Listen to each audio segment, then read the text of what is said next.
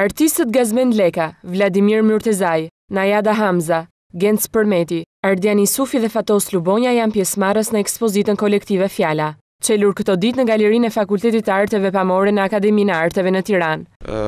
Si gjuhë, këtu është operuar me disa mediume dhe në mënyrë që të krijohet një marrëdhënie e drejtë për drejtë edhe me vetë autor, me shikuesin, autorët kanë sjellë edhe shpjegimet, zbërthimet e veprave të tyre, por që kanë përshtypjen që në këto 6 vepra shikuesi e ka jo të komplikuar që të futet marrëdhënie me atë që do të komunikojë artisti. Siç e thash për shembull në veprën instalacion Vladimir Myrtezajit, pavarësisht se aty kemi të bëjmë me një instalacion multimedial, mesazhi jepet i drejtë për drejtë.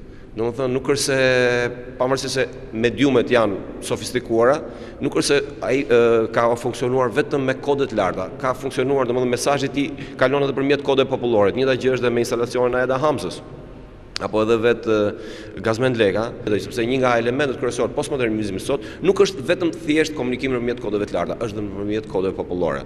Dhe kjo, për mendimin tim, në këtë ekspozitë ka funksionuar sepse kemi parë shumë njerëz që kanë ardhur dhe kanë dhënjur me orë tëra dhe kanë dalë të kënaqur duke marrë. E teksa punët e tjera janë të përfunduara, Interesi Kureshtje transmeton në vazhdimsi performanca e Gazmend Lekës, e cila pavarësisht ekspozimit vijon të zhvillohet më tej nga artisti, për të mbërritur kështu progresivisht drejt përmbylljes së saj.